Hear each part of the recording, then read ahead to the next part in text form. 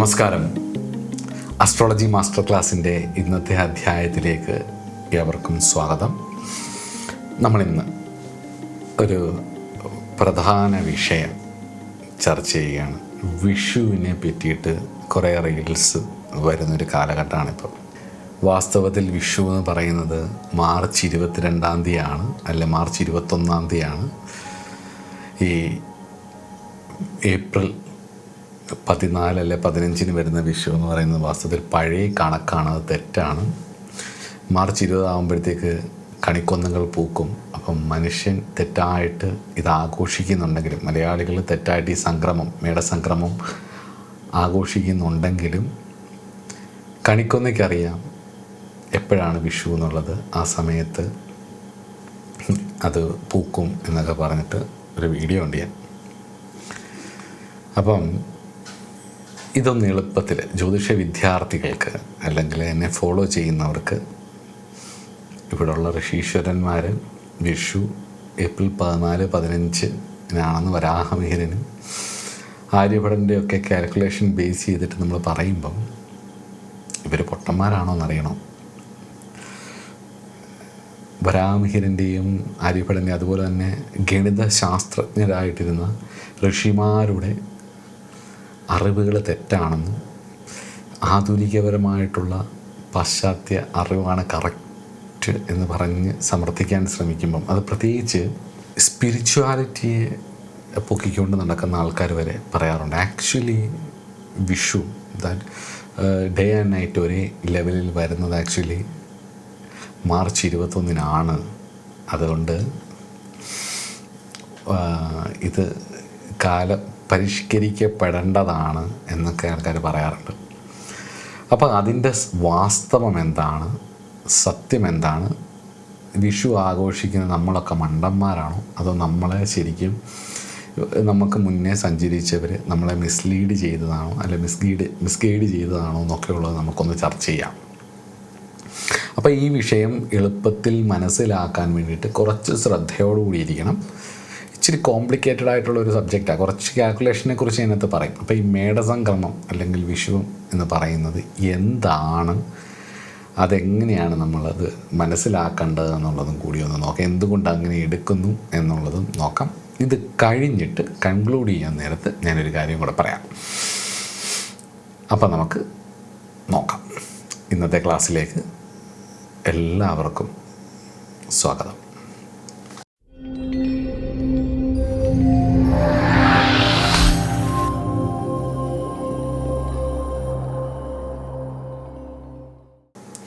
അപ്പം എന്തുകൊണ്ട് വിഷു ഏപ്രിൽ മാസത്തിൽ വരുന്നു?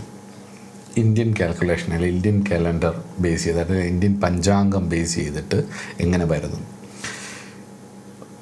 എൻ്റെ പ്രിയ സുഹൃത്തുക്കളെ, ഈ പകലും രാത്രിയും തുല്യമായി വരുന്ന ദിവസം എന്ന് പറയുന്നത് ആക്ച്വലി മാർച്ച് 21 അത് സത്യമാണ്. എന്ന് വെച്ചാൽ യഥാർത്ഥത്തിൽ വസന്ത വിഷുവം എന്ന് പറയും. സ്പ്രിംഗ് ഇക്വിനോക്സ് അഥവാ വസന്ത വിഷുവം എന്ന് പറയുന്നത് മാർച്ച് 21 സംഭവിക്കുന്നത്. അതിലൊരു സംശയവുമില്ല. മനസ്സിലായോ? എന്നാൽ നാം കേരളീയരുടെ ഇടയിലാണ് വിഷുവിൻ്റെ ആഘോഷം കൂടുതൽ. സമ്പൽ സമൃദ്ധിയുടെ ആഘോഷമാണ് അത്. ചില വർഷങ്ങളിൽ ഏപ്രിൽ 14 അല്ലെ ഏപ്രിൽ 15 വരുന്നത്. എന്തുകൊണ്ട് ഈ 24 ദിവസത്തെ വ്യത്യാസം വരുന്നു എന്നുള്ളത് ഭാരതീയ ജ്യോതിശാസ്ത്രത്തിൻ്റെ ഗണിതത്തെക്കുറിച്ച് മനസ്സിലാക്കാതെ നമ്മൾ ചുമ്മാതെ വേഗമായിട്ട് കുറേ വീഡിയോ കൊണ്ട് മനസ്സിലാക്കി കൺഫ്യൂഷനാവും.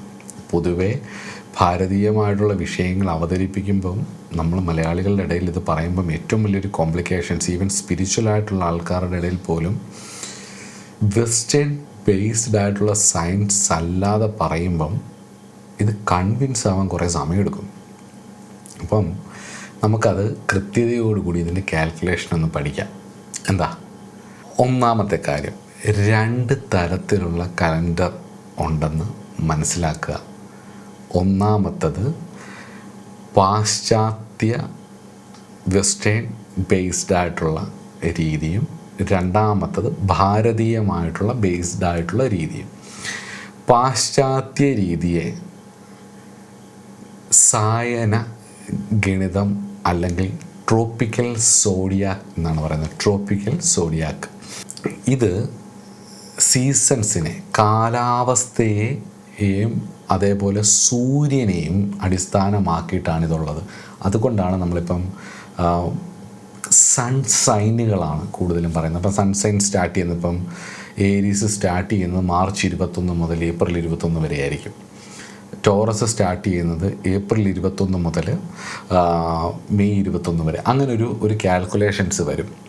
അപ്പം പകലും രാത്രിയും തുല്യമായിട്ട് പാശ്ചാത്യ കലണ്ടറിൽ, അതായത് ട്രോപ്പിക്കൽ സോഡിയാക്കിൽ വരുന്നത് മാർച്ച് 20 അല്ലെ 21 ആയിരിക്കും. ഇവർ ഇതിനെ മേടം രാശിയുടെ, അതായത് ഏരീസിൻ്റെ സ്റ്റാർട്ടിംഗ് പോയിൻ്റായിട്ട് ഈ 20 അല്ലെ 21 ഇവർ കാണുന്നത്. മനസ്സിലാവുന്നുണ്ട്? അതുകൊണ്ടാണ് അത് ബേസ് ചെയ്തിട്ടാണ്, ആ ഒരു ഡേറ്റ് ബേസ് ചെയ്തിട്ടായിരിക്കും സൺ സൈൻ വെസ്റ്റേൺ, ഇപ്പം ടൈംസ് ഓഫ് ഇന്ത്യ പോലുള്ള മാഗസിൻസ് അല്ലെങ്കിൽ ഇംഗ്ലീഷ് ന്യൂസ് പേപ്പേഴ്സ് അല്ലെങ്കിൽ വെസ്റ്റേൺ ആയിട്ടുള്ള അസ്ട്രോളജിയിലൊക്കെ സൈൻ എന്ന് പറയുമ്പം ഇപ്പം നമ്മളൊക്കെ ഇപ്പോഴത്തെ ആൾക്കാർ, കുട്ടികളൊക്കെ പറയും ഞാൻ ഏരീസ് ആണ്, അല്ലെ ടോറസ് ആണ്, അല്ലെ സ്കോർപ്പിയോ ആണെന്നൊക്കെ ഇൻസ്റ്റഗ്രാമിലൊക്കെ ഇങ്ങനെ ഇട്ടേക്കുന്നതാണ്. ആ ഡേയുടെ കാൽക്കുലേഷൻ ഇവർ എടുക്കുന്നത് വാസ്തവത്തിൽ ട്രോപ്പിക്കൽ സോഡിയാക്കിനെ, സായന ഗണിതത്തെ ബേസ് ചെയ്തിട്ടാണ്. ഈ ഗണിതം എടുക്കുമ്പം മേടം എന്ന് പറയുന്നത്, മേടം 1-ാം തീയതി ആക്ച്വലി ഈ ഒരു കണക്കിൽ ആക്ച്വലി വരുന്നത്, സായന ഗണിതത്തിൽ വരുന്നത് മാർച്ച് 20-21 തീയതികളാണ് എന്ന് വെച്ച് കഴിഞ്ഞാൽ പകലും രാത്രിയും തുല്യമായി വരുന്നത് ആ ദിവസമാണ് എന്നുള്ളതാണ് അടിസ്ഥാനം. ഇവിടെ ശ്രദ്ധിക്കേണ്ട ഒരു കാര്യം, ആകാശത്ത് നക്ഷത്രങ്ങളെ ബേസ് ചെയ്തിട്ടുള്ള ഒരു ചക്രവും കൂടിയുണ്ട്. സ്ഥിരചക്രം എന്നൊക്കെ പറയും നമ്മളതിനെ. ഇവരത് ശ്രദ്ധിക്കുന്ന പോലുമില്ല. അശ്വതി അല്ലെങ്കിൽ അശ്വിനി എന്ന് പറയുന്ന കോൺസ്റ്റലേഷനോ, ഭരണി എന്ന് പറയുന്ന കോൺസ്റ്റലേഷനോ, കാർത്തിക എന്ന് പറയുന്ന കോൺസ്റ്റലേഷൻസോ അല്ലെങ്കിൽ നക്ഷത്ര സമൂഹങ്ങളെന്ന ഉദ്ദേശത്തിലാണ് ഞാൻ ഈ കോൺസ്റ്റലേഷൻ എന്ന് പറയുന്നത്. ഈ നക്ഷത്ര സമൂഹങ്ങളെ ഒന്നും ഇവർക്ക് വിഷയമേ അല്ല. അപ്പം അത് കാലാവസ്ഥയും സൂര്യനെയും ബേസ് ചെയ്തിട്ടുള്ള സൺ സൈൻ മെത്തഡോളജിയാണ് അല്ലെങ്കിൽ മെത്തേഡാണ് ഈ സായന ഗണിതത്തിൽ, ഈ ട്രോപ്പിക്കൽ സോഡിയാക്കിൽ എടുക്കുന്നത്. ഇതാണ് പാശ്ചാത്യ രീതി. അപ്പോൾ അവർക്ക് പകലും രാത്രിയും മാർച്ച് 20 അല്ലെ 21-ാം തീയതിയാണ് അത് വരുന്നത്. അത് കറക്റ്റാണെന്ന് ചോദിച്ചാൽ അത് കറക്റ്റാണ്, അത് കറക്റ്റാണ്. ഇനി അടുത്തത് ഭാരതീയമായിട്ടുള്ള രീതി നോക്കാം. ശ്രദ്ധിച്ചിരിക്കണം, എന്നാലേ അത് മനസ്സിലാവത്തുള്ളൂ. ഭാരതീയ രീതിയിൽ നിരയന ഗണിതം അല്ലെങ്കിൽ സൈഡീരിയൽ സോഡിയാക്ക് എന്ന് പറയുന്ന ഒരു ക്രമമാണ്. നമ്മുടെ വേദജ്യോതിഷം അല്ലെ തന്ത്രജ്യോതിഷം എന്ന് പറയുന്നത് സ്റ്റാറിനെ ബേസ് ചെയ്തിട്ടാണ്. അതായത് 27 നക്ഷത്രങ്ങൾ 360 ഡിഗ്രിയിൽ 108 കാലുകളോട് കൂടിയിട്ട്, നക്ഷത്ര സമൂഹങ്ങളാണ് 27 നക്ഷത്ര സമൂഹങ്ങൾ 108 കാലോട് കൂടിയിട്ട് 360 ഡിഗ്രിയിൽ വിന്യസിച്ച് കിടക്കുകയാണ്. ഇത് ഭൂമിയിൽ നിന്ന് നോക്കുമ്പം അവർക്ക് എപ്പോഴും ആ ഒരു സ്ഥാനത്തിൻ്റെ പ്രത്യേകതയുണ്ട്. മനസ്സിലാവുന്നുണ്ടോ?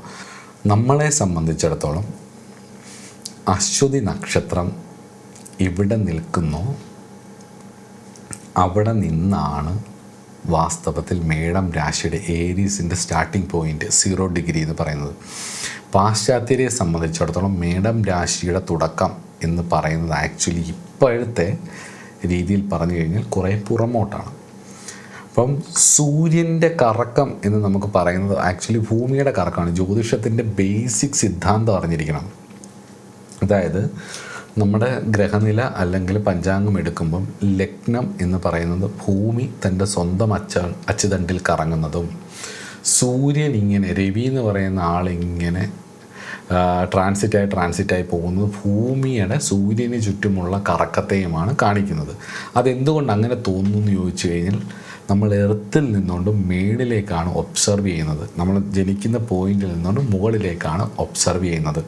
ഇത് മനസ്സിലാക്കി വെക്കണം. അപ്പം നമ്മളെ സംബന്ധിച്ചിടത്തോളം സൂര്യൻ സഞ്ചരിച്ച് എപ്പോഴാണോ അശ്വതി നക്ഷത്രത്തിൻ്റെ 1-ാം പാദത്തിലേക്ക് ട്രാൻസിറ്റ് ആവുന്നത്, ആ പോയിൻ്റാണ് നമ്മളെ സംബന്ധിച്ചിടത്തോളം മേട സംക്രമം എന്ന് പറയുന്നത്. വിഷു അഥവാ മേട സംക്രമം എന്ന് പറയുന്നത്. ഇവിടെ സംക്രമത്തെയാണ് ബേസ് ചെയ്യുന്നത്. ഇവിടെ സ്പ്രിംഗ് ഇക്നോക്സ് എന്ന് പറയുന്ന ഒരു സിദ്ധാന്തത്തിനുപരിയായിട്ട് അശ്വതി നക്ഷത്രത്തിലേക്ക് ആ രവി എന്ന് പറയുന്ന ആൾ, സൂര്യൻ എന്ന് പറയുന്നത്, സൂര്യൻ എന്ന് പറഞ്ഞു കഴിഞ്ഞാൽ ഭൂമിയുടെ സൂര്യന് ചുറ്റുമുള്ള കറക്കത്തെയാണ് സൂചിപ്പിക്കുന്നതെന്ന് പറഞ്ഞല്ലോ. അതങ്ങനെയാണ് കാണുന്നത്. കാരണം രാശിചക്രത്തിൽ ഭൂമിയില്ല. രാശിചക്രത്തിൽ നമ്മൾ നോക്കുമ്പോൾ ഇല്ല. അത് ജ്യോതിഷത്തിൻ്റെ രീതിയിൽ നമ്മൾ എർത്ത് സെൻട്രിക്കായിട്ടാണ് ഒബ്സർവ് ചെയ്യുന്നത്.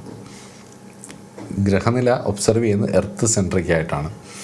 സൺ സെൻട്രിക്കായിട്ട് വരുമ്പം എന്ന് പറഞ്ഞാൽ അതിനകത്ത് ഭൂമി, ആദിത്യൻ, സോമൻ, അങ്കാരകൻ, ആദിത്യൻ കഴിഞ്ഞ് കഴിഞ്ഞാൽ Mercury, Venus, Earth, Mars, Jupiter, Saturn, Uranus, Neptune, Pluto എന്ന് പറഞ്ഞ് ഇങ്ങനെ പോകും. പക്ഷേ നമ്മൾ ഭൂമിയെ സെൻട്രിക്കായിട്ട് നിന്ന് മുകളിലേക്ക് നോക്കുമ്പോൾ നമുക്ക് ആദിത്യനും സോമനും അങ്കാരകനും ബൃഹസ്പതിയും ശുക്രനും ശനിയും അതുപോലെ നോട്ട്സ് ആയിട്ടുള്ള രാഹുകേതുക്കളെയൊക്കെയാണ് എടുക്കുന്നത്. അപ്പോൾ ആ ഒരു രീതിയിലാണ് ഇതിൻ്റെ ഒരു ഒബ്സർവേഷൻ വരുന്നത്. അതുകൊണ്ട് ആകാശചക്രത്തിൽ ഭൂമിയുടെ കറക്കമായിട്ട്, ഭൂമി സൂര്യന് ചുറ്റും കറക്കമായിട്ട് നമുക്ക് തോന്നുന്ന, സൂര്യൻ കറങ്ങുന്നതായിട്ടല്ലേ നമുക്ക് തോന്നുന്നത്. അപ്പോൾ ആ സൂര്യൻ സഞ്ചരിച്ച് എപ്പോഴാണോ കൃത്യമായിട്ട് അശ്വതി നക്ഷത്ര സമൂഹത്തിലേക്ക് എത്തുന്നത്, അതാണ് നമ്മളുടെ വിഷു. അശ്വതിയിലെത്തണം എന്നുള്ളതാണ്. ഇനി എന്തുകൊണ്ടാണ് ഈ വിഷുവും ഭാരതീയ സൈഡീരിയൽ സൈനിലും അതുപോലെ ട്രോപ്പിക്കൽ സൈനിലും ഇങ്ങനെ വ്യത്യസ്തമായിട്ട് വരുന്നത്, അല്ലെങ്കിൽ ഈ ഒരു ഗ്യാപ്പ് വരുന്നത് എന്നുള്ളതും കൂടി നമുക്ക് പഠിക്കാം. ഇതാണ് രണ്ടാമത്തെ മെയിനായിട്ട്. ആദ്യത്തെ നമ്മൾ ഭാരതീയ രീതിയും ഇതിൻ്റെ കാൽക്കുലേറ്റ് ചെയ്യുന്ന ഭാരതീയ രീതിയും ഇംഗ്ലീഷ് രീതിയും നമ്മൾ പഠിച്ചു. ഇനി അടുത്തത് അയനാംശത്തെക്കുറിച്ചാണ്. എന്തുകൊണ്ട് വിഷു മാർച്ച് 21-ാം തീയതിയിൽ നിന്നും ഏപ്രിൽ 14 അല്ലെ ഏപ്രിൽ 15 എത്തുന്നു എന്നുള്ളതാണ്. അതിനാദ്യം മനസ്സിലാക്കേണ്ടത് ഋഷിമാരുടെ ഒരു ഒബ്സർവേഷനാണ്. ഭൂമി ഒരു പമ്പരം പോലെയാണ് കറങ്ങുന്നത്. അതിൻ്റെ അച്ചുതണ്ടിന് വളരെ പതുക്കെയുള്ളൊരു ചാഞ്ചാട്ടമുണ്ട്. അതിനെ വോബിൾ ഓഫ് എർത്ത്സ് ആക്സിസ് അല്ലെങ്കിൽ പ്രെസിഷൻസ് ഓഫ് ദ ഇക്വിനോക്സസ് എന്ന് പറയും. ഒരു സ്ലൈറ്റായിട്ട് ഇങ്ങനെ കറങ്ങി വരുമ്പോൾ ഒരു സ്ലൈറ്റായിട്ടുള്ളൊരു ചാഞ്ചാട്ടം, ഒരു ചരിവുണ്ട്. ഈ ചാഞ്ചാട്ടം കാരണം നമ്മൾ ഭൂമിയിൽ നിന്ന് നോക്കുമ്പം ആകാശത്തെ അശ്വതി നക്ഷത്രം ഓരോ വർഷവും ചെറിയ തോതിൽ പുറകോട്ട് പോകുന്നതായിട്ട് തോന്നും, ഇങ്ങോട്ട് വരുന്നതായിട്ട് തോന്നും. അശ്വതി നക്ഷത്രത്തിന്, അതായത് ഈ മാർച്ച് 21 എന്ന് പറയുന്ന ഈ ഒരു പോയിന്റിൽ നിന്നും ഇങ്ങോട്ട് വരുന്നതായിട്ട് തോന്നും, പുറമോട്ട് പോകുന്നതായിട്ട് തോന്നും. ഓരോ വർഷം കൂടുമ്പോഴും ഈ ചെറിയ മാറ്റം വന്നിട്ട് ഏകദേശം 72 വർഷം കൂടുമ്പം 1 ഡിഗ്രി വീതം പുറകോട്ട് മാറും അശ്വതി നക്ഷത്രം. നമുക്ക് ഈ ഭൂമി, കാരണം ആ അച്ചുതണ്ടിൻ്റെ ഒരു രീതി വെച്ചിട്ട് ഇങ്ങനെ കറങ്ങി 72 വർഷം ആകുമ്പം ചെറുതായിട്ടൊരു 1 ഡിഗ്രി മാറും. മാർച്ച് 21 ബേസ് ചെയ്തിട്ടുള്ള ഇംഗ്ലീഷ് അസ്ട്രോളജേഴ്സ്, വെസ്റ്റേൺ അസ്ട്രോളജേഴ്സ് പറയുന്ന, അല്ലെങ്കിൽ നമ്മൾ പണ്ട് അത് കണ്ടെത്തിയിട്ടുള്ളതാണ്. ഇവിടെ വെസ്റ്റേൺ അസ്ട്രോളജേഴ്സ് പിന്നീടാണ് അത് പറയുന്നത്, പക്ഷെ നമ്മൾ പണ്ടേ കണ്ടെത്തിയിട്ടുള്ളതാണ്. നമ്മൾ ഗവേഷണങ്ങൾക്കൊക്കെ അത് അങ്ങനെ തന്നെയാണ് ഉപയോഗിക്കുന്നത്. പക്ഷേ അവരതാണ് മെയിനായിട്ട് എടുക്കുന്നത്. നമ്മൾ പക്ഷേ സൈഡീരിയലാണ് മെയിനായിട്ട് എടുക്കുന്നത്. ആ ഒരു വ്യത്യാസമേ ഉള്ളൂ. വെസ്റ്റേൺ അസ്ട്രോളജിയുടെ കോൺട്രിബ്യൂഷൻ ആണെന്ന് വിചാരിക്കരുത്. അത് പണ്ട് മുതലേ ഇത് രണ്ടും ഉപയോഗിക്കും. പക്ഷേ നമ്മൾ സൈഡീരിയലിലാണ് കുറച്ചുകൂടെ ഫോക്കസ് ചെയ്യുന്നത്. അതെന്താണെന്നുള്ളത് പറഞ്ഞുതരാം. മാർച്ച് 21 ട്രോപ്പിക്കൽ ഇതിൻ്റെ സ്റ്റാർട്ടിംഗ് പോയിൻ്റായിട്ട് വരുന്നത്. എന്നാൽ നിര്യനത്തിൽ എന്ന് പറഞ്ഞു കഴിഞ്ഞാൽ ഏകദേശം ഏപ്രിൽ 14-15 ഈ ഒരു ഗ്യാപ്പ് ഉണ്ടല്ലോ. ഈ ഗ്യാപ്പ് ഇല്ലാതിരുന്നൊരു കാലമുണ്ട്. അതെങ്ങനെയാണ് സംഭവിച്ചതെന്ന് ചോദിച്ചു കഴിഞ്ഞാൽ, മാറ്റത്തിൻ്റെ ഈ ഒരു കണക്കുകൂട്ടലെക്കുറിച്ച് നമ്മൾ പഠിച്ചിട്ട് വേണം മുന്നോട്ട് പോകാൻ. ഈ മാറ്റത്തിൻ്റെ ഈ ഗ്യാപ്പിനെയാണ് നമ്മൾ അയനാംശം എന്ന് പറയുന്നത്. പഞ്ചാംഗം പരിഷ്കരിക്കുന്നതൊക്കെ അതുകൊണ്ടാണ് എല്ലാ വർഷവും. അപ്പോൾ അത് നോക്കാം നമുക്ക്. പണ്ട് സൈനഗണിതവും നിര്യനഗണിതവും ഒരേ പോയിന്റിൽ, ഒരേ ഡിഗ്രിയിലായിരുന്ന വർഷത്തെ ശൂന്യ അയനാംശ വർഷം എന്നാണ് പറയുന്നത്. അത് പിന്നീട് കാൽക്കുലേറ്റ് ചെയ്തിട്ടുള്ള ഗണിതശാസ്ത്രജ്ഞന്മാർ അത് സംഭവിച്ചത് AD 285 പറയുന്നുണ്ട്. അങ്ങനെ പല ഇതുണ്ട്. ഇപ്പം നമ്മൾ ഇന്ത്യ ഗവൺമെൻറ്റിൻ്റെ കലണ്ടർ റീഫോം കമ്മിറ്റി ഔദ്യോഗികമായിട്ട് അംഗീകരിച്ച കലണ്ടർ ബേസ് ചെയ്തിട്ട് ആകാശത്തെ ചിത്തിര നക്ഷത്രം, അതായത് സ്പൈക്ക എന്ന് പറയുന്ന നക്ഷത്രത്തിന് കൃത്യം 180 ഡിഗ്രി സങ്കല്പിച്ചാണ് ഇത് തയ്യാറാക്കിയിട്ടിരിക്കുന്നത്. ഇന്നത്തെ ഭൂരിപക്ഷം ജ്യോതിഷികളും പഞ്ചാംഗങ്ങളും യൂസ് ചെയ്യുന്നത് അതിനെ ബേസ് ചെയ്താണ്. അതിൻ്റെ ഇത് വെച്ചിട്ട് ഈ സായന നിര്യന ബിന്ദുക്കൾ ഈ മാർച്ച് 21 അതുപോലെ ഏപ്രിൽ 14 രണ്ടും, ഈ സംക്രമം രണ്ടും ഒരേ ദിവസം സംഭവിച്ചത് AD 285 ലാഹരി എന്ന് പറയുന്ന ചിത്തിരപക്ഷത്തെ ബേസ് ചെയ്തിട്ടുള്ള അയനാംശത്തിൽ പറയുന്നത്. എന്നാൽ BV രാമൻ എന്ന് പറയുന്ന പ്രശസ്തനായിട്ടുള്ള ഭാരതീയ ജ്യോതിഷൻ രേഖപ്പെടുത്തിയിരിക്കുന്നത് ഏകദേശം 1.5 ഡിഗ്രിയോളം കുറവായിരുന്നു. ഒട്ടേറെ പരമ്പരാഗത ജ്യോതിഷികളും ഗവേഷകരും ഇതാണ് എടുക്കുന്നത്. അദ്ദേഹം പറയുന്ന AD 397 ഏപ്രിൽ 14 ഇന്ന് സംഭവിക്കുന്ന ഏപ്രിൽ 14 അല്ല 15 സംഭവിക്കുന്ന വിഷുവും, അതായത് സ്റ്റാർ ബേസ് ചെയ്തിട്ടുള്ള ആ വിഷുവും, അതേപോലെ തന്നെ സൂര്യൻ്റെ സായന നിര്യാണ പോയിന്റുകൾ തമ്മിൽ ശൂന്യ അയനാംശ വർഷം എന്ന് പറയുന്നത് AD 397. അതേപോലെ സൂര്യസിദ്ധാന്തം അല്ലെങ്കിൽ ആര്യഭട അയനാംശം എന്നൊക്കെ പറയുന്നതിന് ആര്യഭടൻ. അപ്പോൾ പാശ്ചാത്യ ജ്യോതിഷികൾക്കിടയിൽ ചിലവർ ഇത് ഉപയോഗിക്കുന്നതായിട്ട് കണ്ടിട്ടുണ്ട്.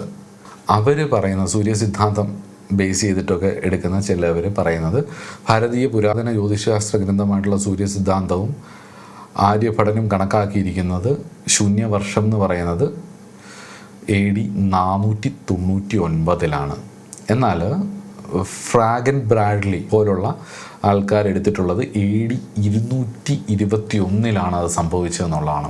എന്നാൽ പ്രശസ്ത ആത്മീയ ഗുരുവായിരിക്കുന്ന Paramahansa യോഗാനന്ദജിയുടെയൊക്കെ ഗുരുവായിരുന്ന യുക്തേശ്വർജി Maharaj the holy science എന്ന് പറയുന്ന ഗ്രന്ഥത്തിൽ അദ്ദേഹം AD 499 ഇത്. അപ്പം ഈ അയനാംശത്തിൻ്റെ രീതികളിൽ വ്യത്യസ്തത കാരണം ഈ ഏത് അയനാംശം വെച്ച് ജാതകം ഗണിച്ചാലും ചെറിയ വ്യത്യാസങ്ങൾ വരും. അത് സ്വാഭാവികമായിട്ടും വരും. ഇവിടെ നമ്മൾ പഠിക്കാൻ വേണ്ടിയിട്ടും ഭാരതീയ ഗവൺമെൻറ് അംഗീകരിച്ചിട്ടുള്ളതുമായിട്ടുള്ള എല്ലാവരും യൂസ് ചെയ്യുന്ന സർവ്വ കലണ്ടറിൻ്റെ അടിസ്ഥാനമായിട്ടുള്ള AD 285 വർഷം ചരിത്രത്തിലെ ആ ദിവസം ഒന്ന് ചിന്തിച്ച് നോക്കുക. നമ്മൾ അവിടേക്ക് ഒന്ന് ചിന്ത കൊണ്ടുപോവുക AD 285. അപ്പോൾ AD 285 പാശ്ചാത്യരുടെ വിഷുവം ആയിരിക്കുന്ന മാർച്ച് 21 നമ്മുടെ അശ്വതി നക്ഷത്രത്തിലേക്ക് സൂര്യൻ സംക്രമിക്കുന്ന വിഷുവും ഒരേ ദിവസമായിരുന്നു എന്നുള്ളതാണ്. മാർച്ച് 21 AD 285 വിഷു വന്നത്. എന്നാൽ ഇന്നത്തെ അവസ്ഥ എന്ന് പറയുന്നത് AD 285 മുതൽ ഇന്ന് വരെ ഏകദേശം 1740 വർഷങ്ങൾ കടന്നുപോയി. മനസ്സിലാവുന്നുണ്ടോ? ആ 1740 വർഷം ഡിവൈഡഡ് ബൈ 72 നോക്കുമ്പം ഏകദേശം 24 ഡിഗ്രി. അതായത് അശ്വതി നക്ഷത്രത്തിലേക്ക് ഇപ്പോൾ ഈ അതായത് വെസ്റ്റേൺ അസ്ട്രോളജി പറയുന്ന ആ പോയിന്റിൽ നിന്നും ഭാരതീയ രാശിചക്രത്തിലേക്ക് എത്താൻ 24 ദിവസവും കൂടി സൂര്യന് സഞ്ചരിക്കേണ്ടി വരും. അതായത് മാർച്ച് 21 നിന്നും കുറച്ച് കൂടുതൽ 24 ദിവസവും കൂടി അധികം സഞ്ചരിക്കേണ്ടി വരും. അതുകൊണ്ടാണ് വിഷു ഏപ്രിൽ 14 അല്ലെങ്കിൽ ഏപ്രിൽ 15 എത്തുന്ന. ഇതാണ് ഇന്നത്തെ വിഷു. ഇനി ഭാവിയിൽ ഈ ഏപ്രിൽ 14 അല്ലെങ്കിൽ ഏപ്രിൽ 15 ദിവസം മാറുമോ എന്ന് നമുക്കൊന്ന് നോക്കാം. അതും നോക്കണമല്ലോ. അപ്പം നോക്കാം. ജ്യോതിഷത്തിൻ്റെ ഗണിതം എത്രത്തോളം ഡൈനാമിക് ആണ് എന്നുള്ളത് കാണിച്ചു തരുന്ന ഒരു കാര്യമാണിത്. ഈ നക്ഷത്രത്തിൻ്റെ പോയിന്റുകൾക്ക് ഒരിക്കലും മാറ്റം ഉണ്ടാകുന്നില്ല. ഓരോ 72 വർഷം കൂടുമ്പോഴും കലണ്ടറിൽ ഓരോ ദിവസം മുന്നോട്ട് പോകും. അതെന്തുകൊണ്ടാണെന്ന് ഞാൻ പറഞ്ഞു, ഭൂമിയുടെ ഈ ഒരു കറക്കം. അപ്പോൾ ഏകദേശം AD 3200, ഇന്നിപ്പം AD 2026. നമ്മളൊന്നും ഇല്ലാത്തൊരു കാലഘട്ടം. നമുക്ക് ശേഷം ഒരുപാട് തലമുറകൾ വന്നു പോകുന്നൊരു കാലഘട്ടം വരുമ്പോൾ 10-15 തലമുറകൾ ഇതിന് ശേഷം വരുന്നൊരു കാലഘട്ടമായിരിക്കും AD 3200 എന്ന് പറയുന്ന ആ കാലഘട്ടത്തിൽ സൂര്യൻ, അന്നത്തെ ആൾക്കാർക്ക് വിഷു ആഘോഷിക്കണമെങ്കിൽ സൂര്യൻ ഇനി ഒരുപാട് ദിവസം സഞ്ചരിക്കേണ്ടി വരും.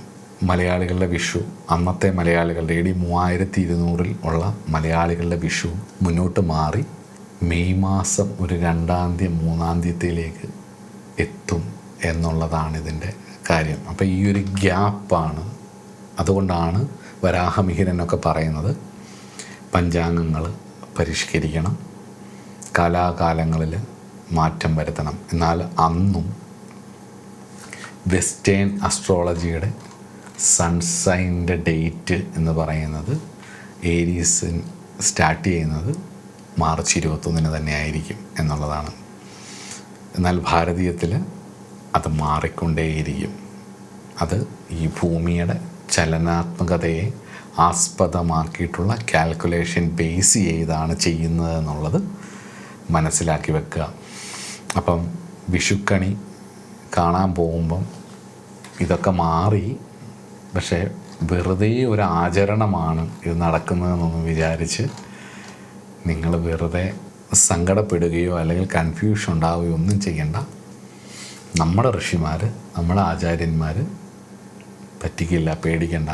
അതിനെ വ്യാഖ്യാനിക്കുന്നവരും സോഷ്യൽ മീഡിയയിലെ പല ന്യൂജൻ ഇൻഫ്ലുവൻസേഴ്സും ഈ വിഷയം പഠിക്കാതെ പറയുന്നത് കൊണ്ടാണ്. അതവരെ കുറ്റം പറയാൻ പറ്റില്ല. അവർ കാണുന്നതും അവർ ഈ വെസ്റ്റേൺ ബേസ്ഡ് ആയിട്ടുള്ള, കാരണം ഭാരതീയമാണ്, സംസ്കൃതത്തിലാണ് ഇതൊക്കെ എഴുതിയേക്കുന്നത് എന്നുള്ളത് പറയുമ്പോൾ തന്നെ ഒരു അവജ്ഞയാണ്. അതേസമയത്ത് അതേ സാധനം തന്നെ ഇംഗ്ലീഷിൽ എഴുതിയാൽ അല്ലെങ്കിൽ ഫോറിൻ സയൻറ്റിസ്റ്റുമാർ അല്ലെങ്കിൽ അസ്ട്രോണമിയെ കാൽക്കുലേറ്റ് ചെയ്യുന്ന ഫോറിൻ റിസർച്ചേഴ്സ് പറഞ്ഞാണെന്നൊക്കെ പറഞ്ഞാൽ അവർക്ക് ഭയങ്കര പെട്ടെന്ന് ഡൈജസ്റ്റ് ചെയ്യും. നമുക്കും ഉണ്ട് അസുഖം, ഇല്ലയെന്ന് പറയുന്നില്ല. പക്ഷേ എന്ന് വിചാരിച്ചിട്ട് വരാഹമിഹിരനൊക്കെ തെറ്റാണെന്നാണോ അർത്ഥം? അപ്പോൾ നമുക്ക് അവർ പറ്റിക്കില്ല, എന്തോ ഒരു കാരണമുണ്ട്, നമുക്ക് മനസ്സിലാവാത്ത എന്തോ ഒരു കാരണമുണ്ടെന്ന് ഇങ്ങനെയുള്ള വിഷയം വരും. പഠിക്കാൻ ശ്രമിക്കുക എന്നുള്ളതാണ്, നിഷേധിക്കുന്നതിന് പകരം. മനസ്സിലാവുന്നുണ്ട്? എന്തൊരു വിഷയം അങ്ങനെ നമ്മൾ അടിച്ച് നിഷേധിക്കുന്നതിന് പകരം അത് പഠിക്കാൻ ശ്രമിക്കുക എന്നുള്ളതാണ്. അതുകൊണ്ട് എൻ്റെ എല്ലാ സുഹൃത്തുക്കളെയും, വിദ്യാർത്ഥികളെയും, ജ്യോതിഷ ജിജ്ഞാസുക്കളെ, വിഷു ഏപ്രിൽ മാസത്തിൽ വരുന്നത് ഒരു തെറ്റല്ല. പാശ്ചാത്യ കലണ്ടർ അവരുടെ കാലാവസ്ഥയൊക്കെ ബേസ് ചെയ്തിട്ട് അത് ചിട്ടപ്പെടുത്തിയിരിക്കുന്ന രീതിയിൽ അത് അവിടെ തന്നെ നിൽക്കുമ്പോൾ, അവരുടെ വിഷുവും അവിടെ തന്നെ നിൽക്കുമ്പോൾ, നാം ഭാരതീയർ പ്രപഞ്ചത്തിലെ മാറ്റങ്ങളെ, പ്രത്യേകിച്ച് ഭൂമിയുടെ മാറ്റങ്ങളെയും ഒക്കെ മനസ്സിലാക്കി നിരീക്ഷിച്ച് നക്ഷത്രങ്ങളുടെ യഥാർത്ഥ സ്ഥാനത്തിനനുസരിച്ച് ഗണിതങ്ങൾ മാറ്റി എഴുതിക്കൊണ്ടിരിക്കും, അതായത് പരിഷ്കരിച്ചു കൊണ്ടിരിക്കും. അതുകൊണ്ടാണ് ഈ മാറ്റം ഉണ്ടാവുന്നത്. ഇത് മുന്നോട്ട് ഡേറ്റ് പോകും. മാർച്ച് 21 എന്ന് പറയുന്നത് പുറമോട്ടും, മറ്റേത് മുന്നോട്ട് ഡേറ്റ് പോവുകയും ചെയ്യും. അപ്പം അതുകൊണ്ട് തന്നെ ഭാരതീയ ജ്യോതിഷത്തിൻ്റെ ഏറ്റവും വലിയ ശാസ്ത്രീയ അടിത്തറയും ഈ അയനാംശം തന്നെയാണ്. അതുകൊണ്ട് തന്നെ നമ്മൾ ജാതകം എടുക്കുന്ന സമയത്ത് date of birth, time, birth place ഒക്കെ വെച്ചിട്ട് നമ്മളത് എടുക്കും. ലോക്കൽ മീൻ ടൈം എടുക്കുന്നതിൻ്റെയൊക്കെ കാരണം അത് തന്നെയാണ്. അതുപോലെ ഈ നമ്മൾ പഞ്ചാംഗങ്ങൾ എടുക്കുമ്പോൾ നമ്മുടെ എല്ലാ കാര്യങ്ങളും നക്ഷത്രത്തെയും ഒക്കെ ബേസ് ചെയ്തിട്ടാണ് എടുക്കുന്നത്. നമുക്ക് നമ്മുടെ നക്ഷത്രം അറിയാം, പക്ഷേ സൂര്യൻ ഏത് തിഥി എവിടെയാണ് നിന്നതെന്നുള്ളത് നമുക്ക് രാശി അറിയാം എന്നുള്ളതല്ല, സൺസൈൻ അറിയാം എന്നുള്ളതല്ലാതെ പലപ്പോഴും ഇംഗ്ലീഷ് ബേസ് ചെയ്തിട്ട് വരുമ്പം സൂര്യൻ നിൽക്കുന്ന രാശിയൊന്നും ആയിരിക്കത്തില്ല സൺസൈനായിട്ട് വരുന്നത്. തൊട്ടപ്പുറത്തെയോ അല്ലെങ്കിൽ തൊട്ട് മുമ്പിലത്തെയോ രാശിയിലായിരിക്കും ജാതകത്തിൽ രവി നിൽക്കുന്നത്. ഇപ്പോൾ ഉദാഹരണത്തിന് നവംബർ 5 ജനിച്ച എൻ്റെ ഇതിൽ ആക്ച്വലി എല്ലാവരും പറയുന്നത് സ്കോർപ്പിയോൺ ആണെന്നാണ്. വാസ്തവത്തിൽ രവി അന്ന് നിൽക്കുന്നത് തുലാൻ രാശിയിലാണ്. അപ്പോൾ അത് വരുന്നത് തുലാത്തിലാണ്. വെസ്റ്റേൺ ഇത് വെച്ച് നോക്കുമ്പം അവരുടെ ആ ഡേറ്റ് മാർച്ച് 21 ഏരീസ് സ്റ്റാർട്ട് ചെയ്യും എന്നുള്ള കാൽക്കുലേഷനിൽ എടുക്കുന്ന സമയത്ത് ഇതിങ്ങി പോരും. പക്ഷെ നമ്മളെടുക്കുന്നത് മേടം ഇവിടെയാണ്, ആ പോയിന്റിൽ നല്ല എടുക്കുന്നത്. തൊട്ടിങ്ങോട്ട് നീങ്ങി 24 ദിവസം കൂടെ മുന്നോട്ട് തള്ളി മേടം 0 ഡിഗ്രിയിലേക്ക് സൂര്യൻ സംക്രമിക്കുന്നതാണ് വാസ്തവത്തിൽ വിഷുവം എന്നുള്ള കാൽക്കുലേഷനിൽ എടുക്കുമ്പം, മേടസംക്രമം എടുക്കുമ്പം ഇതിങ്ങനെ മാറി അത് തുലാത്തിലേക്ക് വരും. മനസ്സിലാവുന്നുണ്ടോ? അപ്പം ഇങ്ങനെയാണിത് കണക്ക് കൂട്ടുന്നത്. അപ്പം ഇത് ഞാൻ പറഞ്ഞത് നമ്മളെല്ലാ കാര്യങ്ങളും നക്ഷത്രത്തെ ബേസ് ചെയ്തിട്ടാണ്, ഭാരതീയപരമായിട്ടുള്ള എല്ലാ കാര്യങ്ങളും. ദിവസങ്ങൾ, നക്ഷത്രം ബേസിക്കലി മൂണിനെ ബേസ് ചെയ്തിട്ട്, മൂണിന് ഇപ്പം നിങ്ങളുടെയൊക്കെ ഓരോരുത്തരുടെയും നക്ഷത്രം സ്റ്റാർ എന്ന് പറയുന്ന വാസ്തവത്തിൽ മൂൺ ഏത് ഒരു കോൺസ്റ്റലേഷനിൽ വരുന്നതാണ്. അപ്പോൾ അശ്വതിയിലാണ് ചന്ദ്രൻ നിൽക്കുന്നതെങ്കിൽ അതായിരിക്കും നിങ്ങളുടെ നക്ഷത്രം, ഭരണിയിലാണ് നിൽക്കുന്നതെങ്കിൽ അതാണ് നിങ്ങളുടെ നക്ഷത്രം, രേവതിയിലാണ് നിൽക്കുന്നതെങ്കിൽ അതാണ് നിങ്ങളുടെ നക്ഷത്രം. അതുപോലെ തന്നെ സൂര്യനും ചന്ദ്രനും കൂടെ അടുപ്പിച്ച് നിൽക്കുമ്പോൾ അത് അമാവാസിയാണ്. അതിൻ്റെ തൊട്ടടുത്ത ഫസ്റ്റ് ഡേറ്റ് എന്ന് പറയുന്നത് പ്രഥമയാണ്, ദ്വിതീയാണ്, തൃതീയാണ്, ചതുർത്ഥിയാണ്, പഞ്ചമിയാണ്. അപ്പോൾ ഓരോ ദിവസങ്ങൾക്കും ഓരോ ദേവതകളുടെ ബന്ധവും നമ്മുടെ മനസ്സുമായിട്ടുള്ള ബന്ധങ്ങളും ഇതെല്ലാം കണക്റ്റ് ചെയ്തിട്ടാണ് നമ്മുടെ റിച്വൽസും മനസ്സിന് സ്വസ്ഥത ഉണ്ടാകാൻ വേണ്ടിയിട്ടും മനസ്സിൻ്റെ ഒരു സമാധാനത്തിനുമൊക്കെ വേണ്ടിയിട്ട് നമ്മുടെ മാനസിക പ്രശ്നങ്ങളെ മാറ്റാനും നമ്മുടെ തോട്ട്സ് ക്ലിയർ ആവാനും വേണ്ടിയിട്ടാണ് ഈ ചന്ദ്രൻ, മനസ്സിൻ്റെ സ്വാധീനമാണ് ചന്ദ്രനുള്ളത്.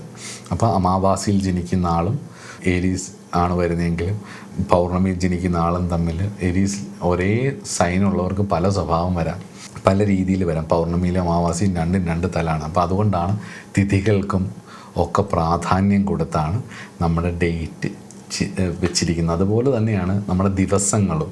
ഇപ്പോൾ സൂര്യൻ ഒരു ഡിഗ്രിയിലേക്ക് വരുമ്പോൾ നമ്മൾ മൺഡേ എന്ന് പറയുമ്പോൾ മൂണിൻ്റെ ഡേ ആണത്. കാരണം ഒരു ദിവസം 24 മണിക്കൂറാണ് അല്ലേ, ഒരു ദിവസം 24 മണിക്കൂറാണ്. ഈ 24 മണിക്കൂറിനെ 24 കട്ട് ചെയ്യും. അതിനെ ഹോര എന്നാണ് പറയുന്നത്. ആ ഹോര എന്നുള്ള വാക്കിൽ നിന്നാണ് ഹവർ എന്ന് പറഞ്ഞ വാക്കുണ്ടായത്. ആ ഹോരയെ ഗ്രഹങ്ങൾക്കായിട്ട് പകത്ത് കൊടുക്കും. ഇപ്പോൾ ഓരോരുത്തർക്കും ഓരോ ഹോരയുടെ അധിപൻ, ലോഡ് എന്ന് പറയുന്ന ഓരോ ഗ്രഹങ്ങളായിരിക്കും. ഇപ്പം സൂര്യൻ രാവിലെ ഉദിക്കുന്നു, ഭാരതത്തിൽ സൂര്യൻ ഉദിക്കുന്നു എന്ന് വിചാരിക്കുക.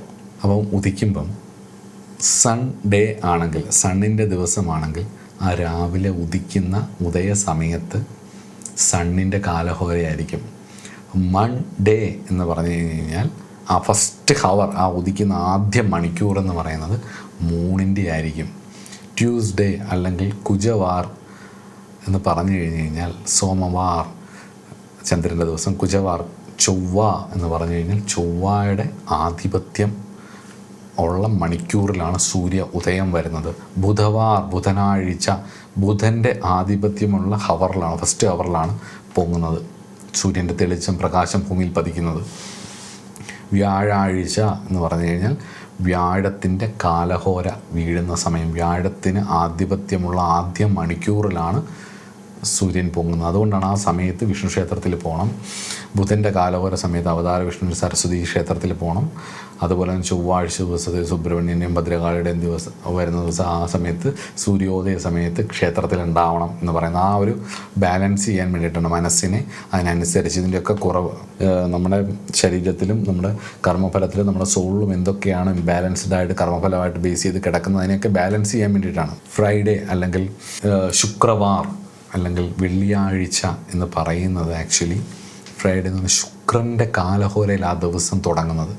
ശുക്രൻ ആധിപത്യമുള്ള ദിവസമാണ്. ശനിവാർ, ശനിയാഴ്ച എന്ന് പറയുന്നത് ശനിയുടെ ആധിപത്യമുള്ള സമയത്താണ് ആ സൂര്യൻ ഉദിക്കുന്നത്, സൂര്യൻ്റെ പ്രകാശം നമ്മുടെ നാട്ടിൽ പതിക്കുന്നത്. മനസ്സിലാവുന്നുണ്ടോ? ഉദയം നടക്കുന്നത് ഞായറാഴ്ച, ഞായർ അല്ലെങ്കിൽ രവിവാർ അല്ലെങ്കിൽ സൺഡേ, സണ്ണിൻ്റെ ദിവസം എന്ന് പറയുന്നത് ആക്ച്വലി സൂര്യൻ്റെ കാലഹോര സമയത്തായിരിക്കും അത് പൊങ്ങി വരുന്നത്. മനസ്സിലാവുന്നുണ്ടോ?